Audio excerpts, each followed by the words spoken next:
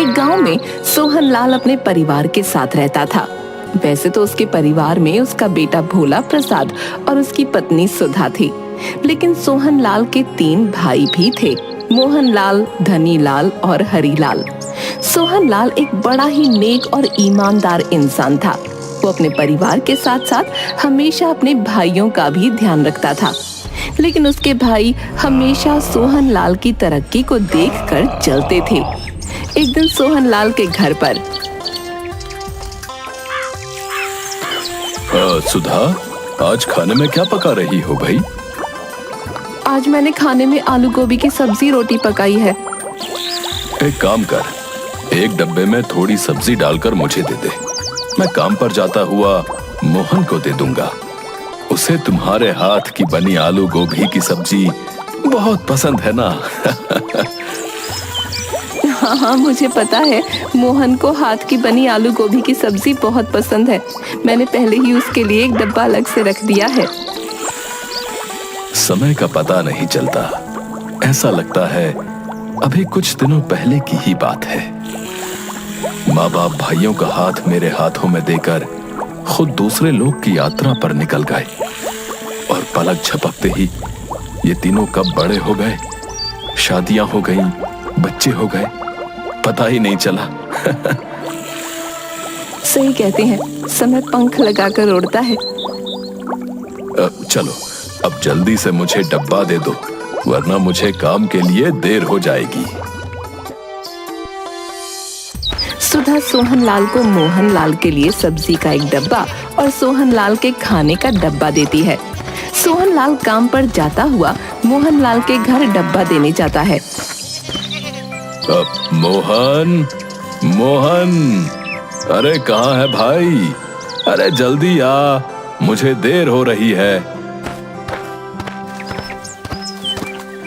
अरे सोहन भैया, आप आज इतनी सुबह सुबह सब ठीक तो है घर पर? हाँ भाई, ऊपर वाले की कृपा से सब ठीक है। बस मैं तो तुझे ये डब्बा देने आया था।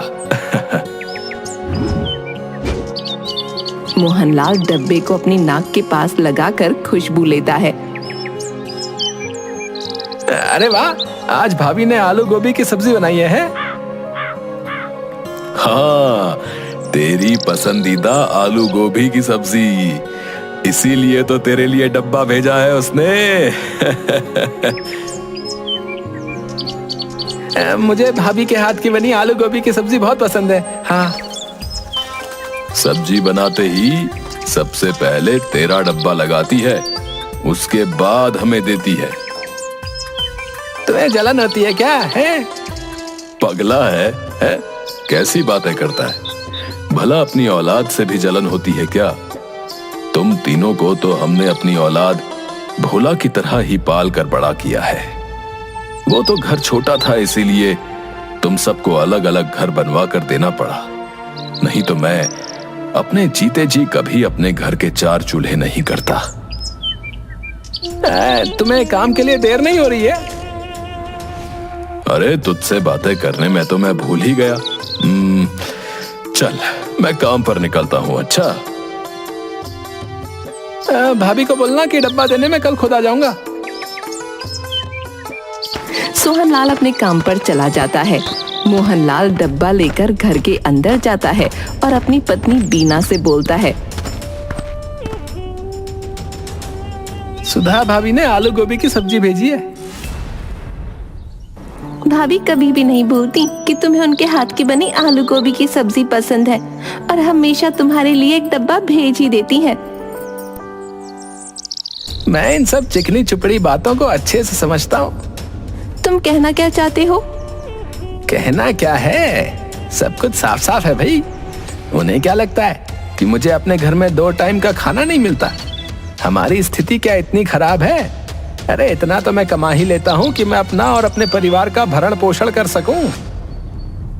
तुम बात को गलत समझ रहे हो। भाभी तो स्नेहवश तुम्हारे लिए सब्जी भेजती हैं। अरे मुझे नहीं चाहिए उनका झूठा स्नेह। उन्हें अगर हमसे इतना ही स्नेह होता तो हमें कभी अलग नहीं करते, समझी?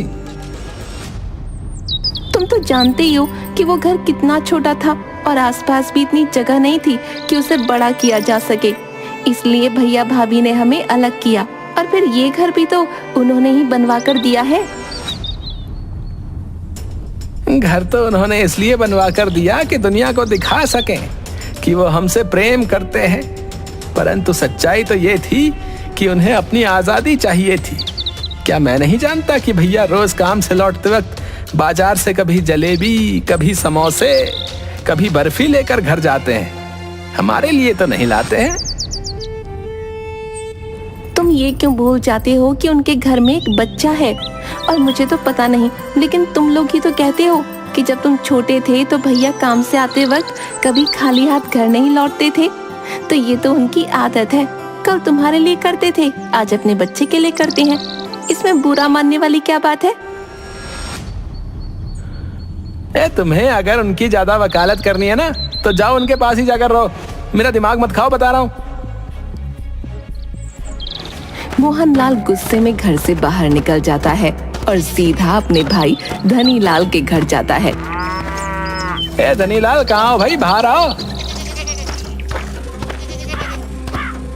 मोहन भैया, आप क्या बात है, बड़े उखड़े हुए लग रहे हैं। भाभी से लड़ाई हुई क्या? गुस्से में क्यों भाई? क्या मैं सबसे लड़ाई करता हूँ? नहीं भैया, मेरा मतलब वो नहीं था। आप कुछ उखड़े हुए लग रहे हैं, क्या बात है, मुझे बताइए। कुछ नहीं, सोहन भैया सुबह सुबह मेरा दिन खराब करने मेरे घर आए थे। क्यों, अब क्या करना है जो आदेश देने आए थे? सुधा भाभी ने मेरे लिए आलू गोभी की सब्जी भेजी है, वो देने आए थे। ओह, आपकी पसंदीदा सब्जी। ऐसा कुछ नहीं है, वो मुझे नीचा दिखाने आते। क्या मेरे घर में गोभी आलू की सब्जी नहीं बनती क्या है? या उसमें तेल मसाला नहीं पड़ता? हाँ भैया, बात तो आप सही कह रहे हैं। 2 दिन पहले सोहन भैया मेरे घर पर फल लेकर आए थे और बोले कि छोटी को बहुत पसंद है, इसलिए ले आया हूँ। क्या मैं अपनी बेटी को फल नहीं खिलाता हूँ या खिला नहीं सकता हूँ? वो हमें नीचा दिखाने का कोई मौका नहीं छोड़ते। हर जगह हर समय बस अपने बड़े होने और पैसे वाले होने का रौब दिखाते हैं। तभी वहाँ हरीलाल आ जाता है। क्या बात है मोहन भैया, बड़े नाराज दिख रहे हो तुम दोनों। क्या नाराज दिखेंगे हम, भगवान ने तो हमारे साथ गलती किया है। क्या बात हो गई, आप दोनों ऐसे क्यों बोल रहे हो? घर में तो सब ठीक है। घर में तो सब ठीक है, बस ये सोहन भैया सुबह सुबह अपना बड़प्पन दिखाने और हमें नीचा दिखाने आ गए थे। क्या बात हो गई, ठीक से तो बताइए, मैं कुछ समझ नहीं पा रहा। मोहनलाल सारी बातें हरीलाल को बताता है। मोहन भैया, बात तो आप सही कह रहे हैं। सोहन भैया हमें नीचा दिखाने का ना कोई मौका नहीं छोड़ते। कल मेरे घर पर भी आए थे सब्जी का थैला लेकर। क्या मैं अपने परिवार के लिए सब्जियां नहीं लाता हूँ? क्या मैं उन्हें सूखा खिलाता हूँ? बस बड़े होने के नाते मैंने कुछ जवाब नहीं दिया, लेकिन हमेशा वो हमें नीचा दिखाने की कोशिश करते रहते हैं। तभी वहाँ भोला अपने दोस्तों के साथ खेलता हुआ आ जाता है। मोहन चाचा, धनी चाचा, हरी चाचा, आप तीनों यहाँ पर हैं।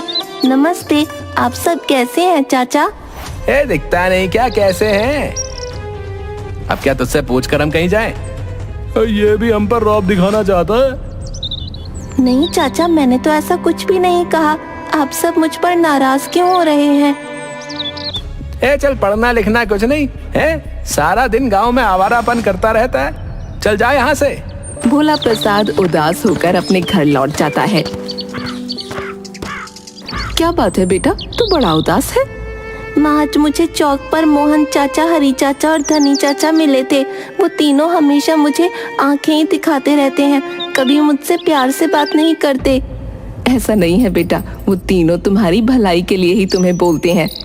नहीं माँ, पिताजी कितने प्यार से मेरे भाई बहनों से बात करते हैं, परंतु तीनों चाचा मुझसे इतना रूखा व्यवहार करते हैं। नहीं भोला बेटा, तुम जैसा सोच रहे हो वैसा कुछ भी नहीं है। तुम्हारे तीनों चाचा तुमसे बहुत प्यार करते हैं। भोला प्रसाद अपने तीनों चाचाओं का वही रूप देख रहा होता है जो सच होता है, क्योंकि वो तीनों भोला प्रसाद के साथ सच में बहुत बुरा व्यवहार करते थे। समय गुजरता है, सोहनलाल अपने भाइयों पर इसी तरह जान देता रहता है, लेकिन उसके तीनों भाई हमेशा उसे देखकर जलते ही रहते हैं। सोहनलाल जितना नेक दिल था, उसके भाई उतने ही दुष्ट और कपटी थे। एक दिन अचानक सोहनलाल की तबीयत खराब होती है और उसकी मृत्यु हो जाती है।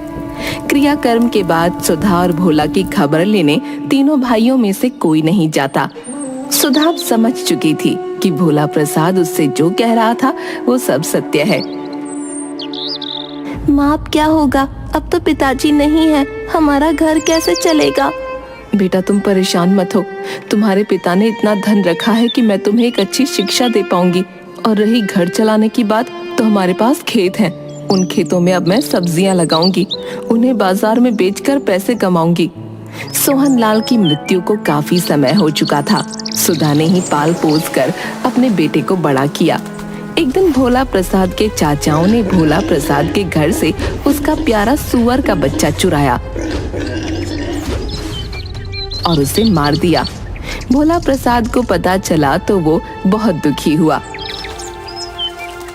बस अब बहुत हो गया।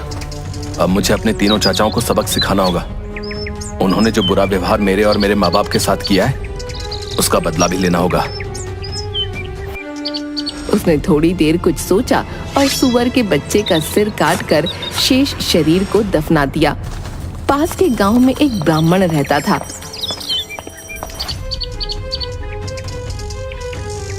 सुअर के बच्चे का कटा सिर उसके आंगन में छिपाकर भोला प्रसाद ने ब्राह्मण से कहा, अब आपके घर से तो सुअर के मांस की बदबू आ रही है। हैं? असंभव! यदि ऐसा है तो मुझे सुअर का मांस ढूंढ कर दिखा।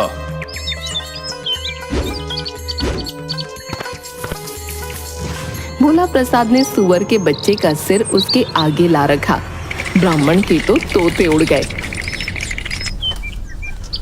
अब भोला बेटा, मैं तुम्हारे आगे हाथ जोड़ता हूँ। भगवान के लिए तुम ये बात किसी को मत बताना, क्योंकि अगर ये बात गांव में फैल गई तो लोग मुझसे पूजा पाठ करवाना बंद कर देंगे। अब मैं अपना घर परिवार कैसे चलाऊंगा?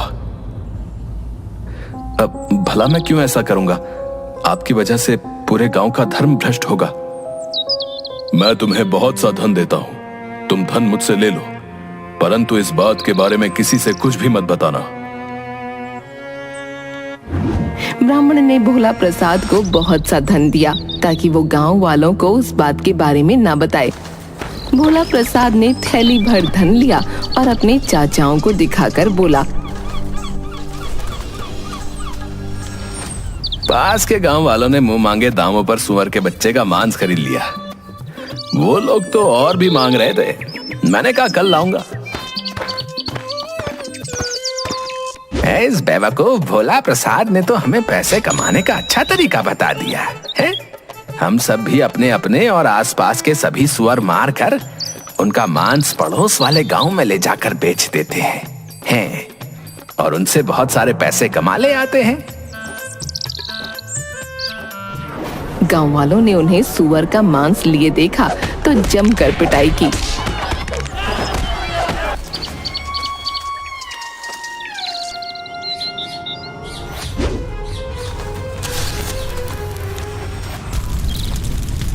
भोला प्रसाद और उसकी माँ बेघर हो गए।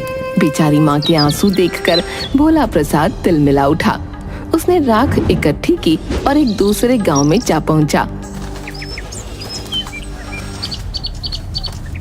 ले लो, आंख का सुरमा ले लो, इसे लगाकर गड़ा धन मिल जाता है। जिसका ब्याह ना होता हो जल्दी ब्याह हो जाता है।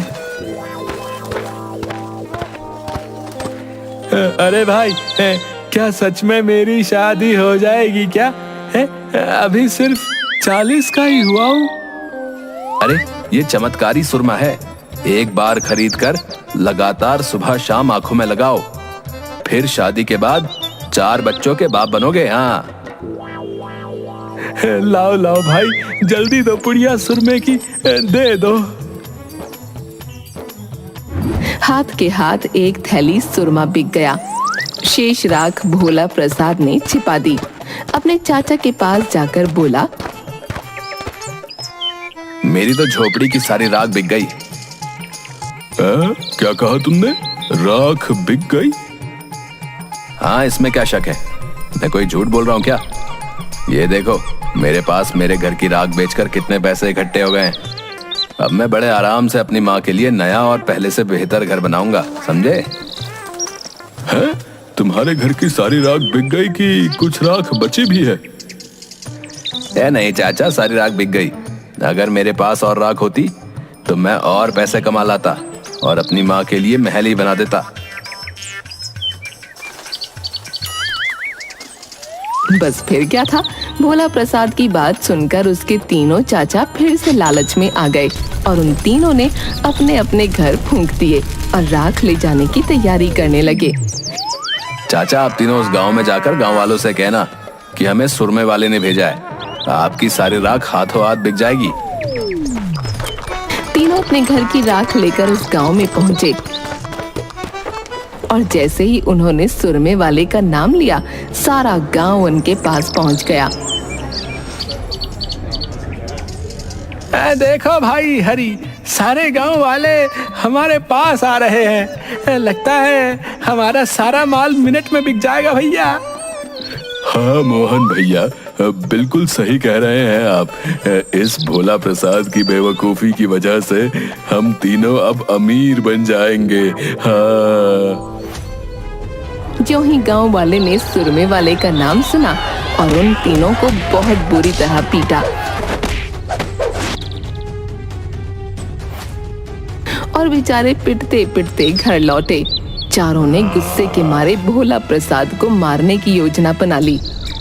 उन्होंने भोला प्रसाद को जंगल के किनारे रस्सी से बांधा और खुद खाना खाने घर चले गए। उनके जाते ही वहां से एक सौदागर गुजरा। उसने भोला प्रसाद से पूछा, क्यों भाई, तुम्हें यहाँ क्यों बाधा हुआ है? जी मेरे चाचा मेरी शादी एक खूबसूरत लड़की से करना चाहते हैं। मेरे मना करने पर मुझे यहाँ बांध दिया। क्या ऐसा हो सकता है कि मैं तुम्हारी जगह उस लड़की से शादी कर लूं? मुझे तो बस कैसे भी शादी नहीं करनी है। लेकिन ऐसा क्यों? मैं किसी और को पसंद करता हूँ। भोला प्रसाद ने झट से सौदागर को बांधा और उसका घोड़ा लेकर रफू चक्कर हो गया। तीनों चाचा खा पी कर लेट गए। पिटाई के कारण पोर पोर दुख रहा था। गांव के रामू से बोले, जा तू भोला प्रसाद को जंगल के बीचों बीच फेंक कर आ जा। उसे वहां जंगली जानवर खा लेंगे। हमसे तो उठा नहीं जाता। उसके बाद हम तुझे सारे पैसे दे देंगे। रामू भी कम नहीं था। उसने अपने रिश्तेदार को ये काम सौंप दिया। रिश्तेदार ने सौदागर को ही भोला प्रसाद समझकर जंगल के बीचों बीच फेंक दिया। बेचारा सौदागर चिल्लाता ही रह गया। जी काम हो गया। तीनों चाचा मिलकर भोला प्रसाद की मौत की खुशी मनाने लगे। तभी भोला प्रसाद पेड़ के पीछे से घोड़ा लेकर चाचाओं के पास पहुंचा। चाचा, आपके आदमी ने मुझे जंगल के बीचों बीच नहीं फेंका, इसलिए केवल घोड़ा मिला। यदि जंगल के बीचों बीच फेंकते तो शायद बैल, गाय व हाथी भी लाता। खैर, जो मिला उसमें ही खुश हूँ। आप सबका धन्यवाद देने आया था। अब मैं चलता हूँ। तीनों चाचा फिर उसकी बातों में आ गए। भोला प्रसाद को पुचकार कर पूछा, क्या सचमुच जंगल के बीच पशु मिल रहे हैं? और क्या उन पशुओं ने तुम्हें कोई नुकसान नहीं पहुंचाया? हाँ, आप लोग भी ले आओ, जाओ। तीनों चाचा आलस छोड़कर जंगल की तरफ लपके। रामू को भी साथ ले लिया। जंगल पहुंचकर तीनों ने रामू को आदेश दिया, हम तीनों को जंगल के बीचों बीच छोड़कर आ जा भाई। रामू ने आज्ञा का पालन किया।